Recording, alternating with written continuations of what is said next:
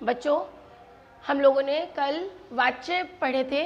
वाच्य यानी आप जैसे वॉइस, जिसे वाच्य को हम क्या कहते हैं, वॉइस। इसका हम दूसरा नाम क्या कह सकते हैं, वॉइस। इंग्लिश में आप वॉइस बोलते हो इसे, और हिंदी में और संस्कृत में हम इसे वाच्य बोलते हैं। तो कर्मवाच्य, कर्तृवाच्य और भाववाच्य मैं आपको पिछले वीडियो में डिस्क्राइब कर चुकी हूँ। आज हम देखते हैं कि इसमें हमारी क्रिया जो है वो किस तरह से चेंज होती है। जैसे पठति, पठतः, पठन्ति, पठसि, पठः, पठत, पठामि, पठावः, पठामः, ये रूप चलता है। तो उसी को सिर्फ आपके ये एक जो पहली वाली लाइन है, काम की केवल यही है आपके। तो इसी को आप याद रखना, 10th क्लास के अकॉर्डिंग सिर्फ इतना ही काम आएगा। बाकी ये आगे जो संस्कृत ऑप्शनल लेंगे 11th-12th में, उनके ही काम की चीज़ है। तो आप इसको छोड़ दीजिए, अभी आपको उसमें जाने की ज़रूरत नहीं है। अभी आप सिर्फ इतना समझ लीजिए कि ये जो पहली वाली लाइन है, पठ्यते, पठ्येते और पठ्यन्ते, इसी तरह से जितनी भी धातु रूप है, जैसे गम का क्या बन जाएगा, गम्यते, गम्येते, गम्यन्ते, लिख्यते, लिख्येते, लिख्यन्ते, फिर हस्यते, हस्येते, हस्यन्ते। तो सारी धातुओं के रूप आपको इस प्रथम पुरुष के तीनों वचनों में आपको बनाने आने चाहिए। पहली बात तो ये आपको प्रैक्टिस करनी है, ये याद रखना है आपको कि जितने भी धातु रूप हैं, आपने 5 धातुएं पढ़ी हैं, उन 5 धातुओं के अलावा इसका उपयोग केवल आपको वाच्य परिवर्तन में ही होना है। तो वाच्य परिवर्तन के लिए क्या आप ये 3 शब्द याद नहीं कर सकते?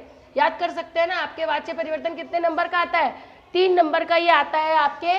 और 3 नंबर क्या भाई फ्री में तो मिलते नहीं है, 3 नंबर बहुत मेहनत करनी पड़ती है। 3 नंबर अब अगर आपके ये पक्के करने हैं तो ये छोटी सी चीज़ आपको अपने दिमाग में रखनी ही पड़ेगी।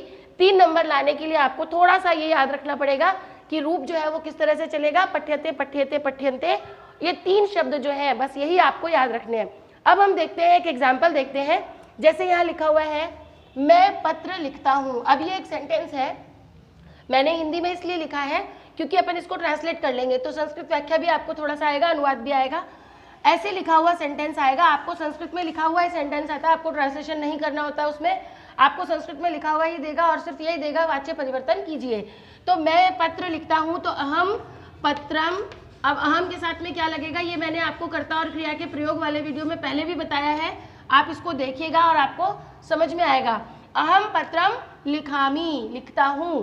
तो अब ये जो, अब इसका हमें क्या करना है, वाच्य परिवर्तन करना है। तो वाच्य परिवर्तन करने के लिए हमें सबसे पहले क्या करना पड़ेगा, ये जो है इसको हमें थर्ड फॉर्म में लगाना है। थर्ड फॉर्म का मतलब हो गया हमारे, क्या हो गया थर्ड फॉर्म का मतलब, तृतीया विभक्ति। तो अहम शब्द, ये जो अहम शब्द है, इसकी तृतीया विभक्ति क्या होती है, अस्मत् शब्द रूप आपको पहले ही कहा था, याद करना पड़ेगा। तो इसकी तृतीया विभक्ति हम कैसे निकालेंगे, अहम आवाम वयम, माम आवाम अस्मान, मया आवाभ्यम अस्मभ्यम। तो ये किसमें है, हमारा एक वचन में है अहम, इसलिए हम इसको एक वचन में ही चेंज करेंगे और हम यहाँ क्या कर देंगे, मया। ये जो ऑब्जेक्ट है, ऑब्जेक्ट को एज इट इज हमें ऐसा का ऐसा ही लिखना है, कोई चेंजेस नहीं करने हैं। तो ये हमारा एक वचन में है, पत्रम एक वचन है, पत्रम, पत्रे, पत्राणी, फलम, फले, फलानी, नपुंसकलिंग रूप है इसका। तो पत्रम को हम एज इट इज यूज करेंगे। उसके बाद जो ये लिखामी आपको दिख रहा है, ये क्रिया किसके अकॉर्डिंग थी, अहम के अकॉर्डिंग थी।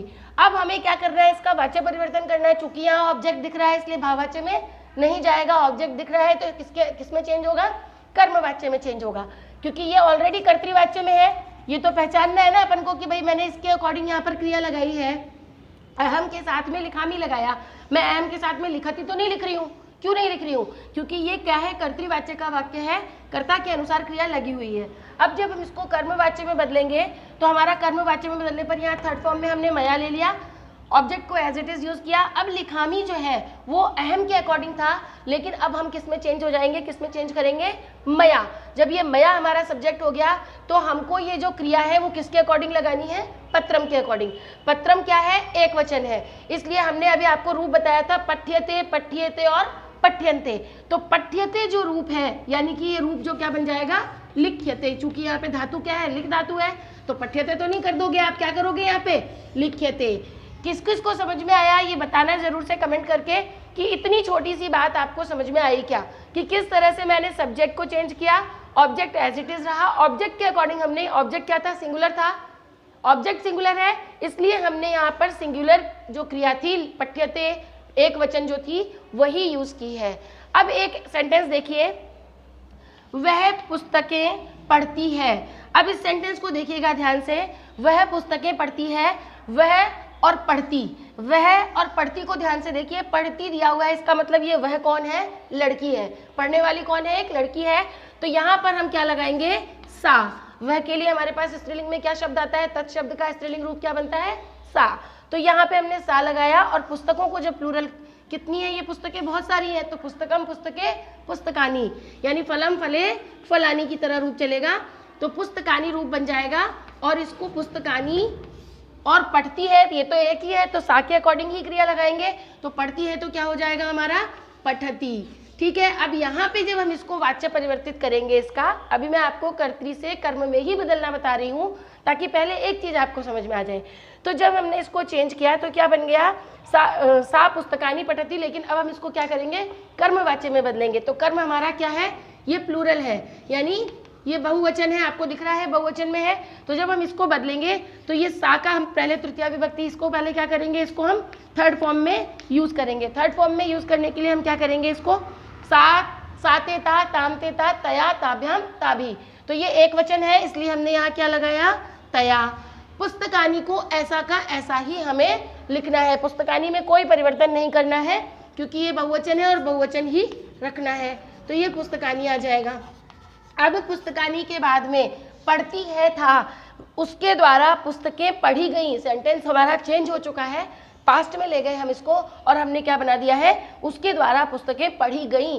तो जब पढ़ी गई हैं, लेकिन पढ़ी गई क्या है, प्लूरल है, पुस्तकें बहुत सारी हैं, तो जब हमें कर्म के अकॉर्डिंग क्रिया लगानी है तो ये पठ्यन्ते हो जाएगा। क्या हो जाएगा, ये रूप हमारा बन जाएगा पठ्यन्ते। अब ये यही चीज आपके दिमाग में मैं बैठाना चाह रही हूँ कि यहाँ पर मैं था, मैं सिंगुलर था, ये सिंगुलर था, ठीक है, दोनों चीजें सिंगुलर थी, तो हमने यहाँ पर हमने ये सिंगुलर ही यूज किया, लेकिन यहाँ पर ये सिंगुलर है, आपको दिख रहा है कि कर्ता हमारा सिंगुलर है, फिर भी हम यहाँ पर क्रिया प्लूरल की लगा रहे हैं। क्यों लगा रहे हैं बहुवचन की क्रिया, क्योंकि कर्म के अकॉर्डिंग कर्म हमारा क्या हो गया, यहाँ पर प्लूरल हो गया है, और यहाँ कर्म सिंगुलर था, इसलिए कोई चेंजेस नहीं हुआ, सिंगुलर ये भी था, सिंगुलर ये भी था, तो कोई चेंज नहीं हुआ क्रिया में। लेकिन यहाँ हमारा कर्म क्या है, प्लूरल है, तो कर्म के अकॉर्डिंग हमने क्रिया को क्या किया है, यहाँ पर प्लूरल किया है।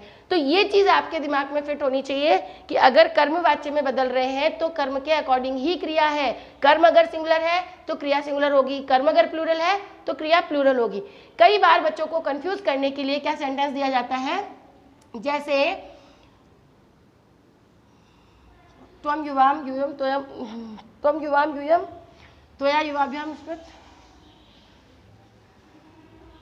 कई बार बच्चों को कंफ्यूज करने के लिए क्या किया जाता है कि सेंटेंस जो है वो किस में होता है, कर्मवाच्य में होता है, और उसे उन्हें कर्मवाच्य में बदलना होता है, कर्तृवाच्य में चेंज करना होता है। तो जैसे त्वया फलानी,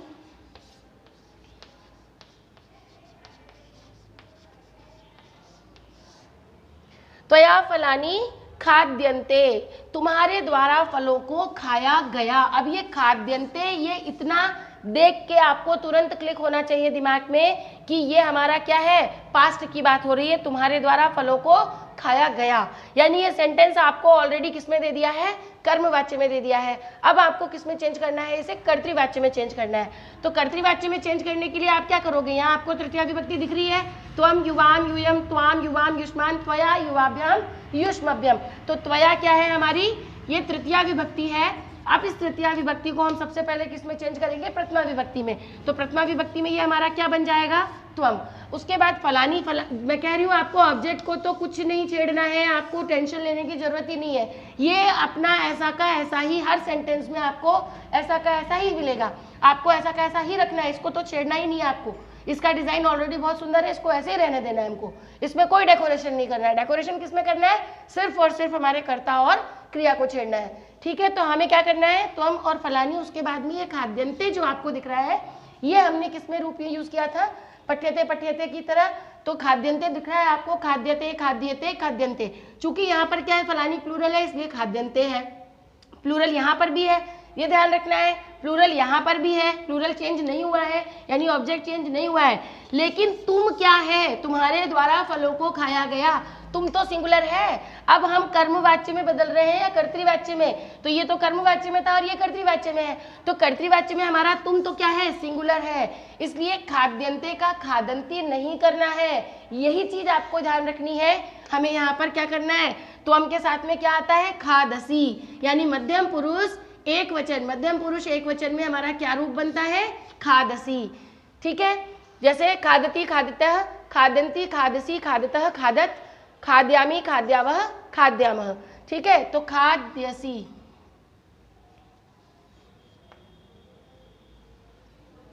या यहाँ पर आप एक भुज धातु होती है, भुज का अर्थ भी भक्षण करना होता है, तो क्या हो जाएगा, भक्ष्यसी, ये क्या बन जाएगा, भक्ष्यसी। तो ये आप यहाँ पर यूज कर सकते हैं, लेकिन जो दिया हुआ है वही आपको लगाना है। तो इस तरह से हमें चेंज करने के लिए आता है। फिर भी यदि आपको समझ में नहीं आएगा तो आप कमेंट करिएगा और पूछिएगा। उम्मीद करती हूँ कि मैंने बहुत आसान तरीके से शायद आपको समझाया हो और आपको समझ में आ गया हो। Okay, thank you.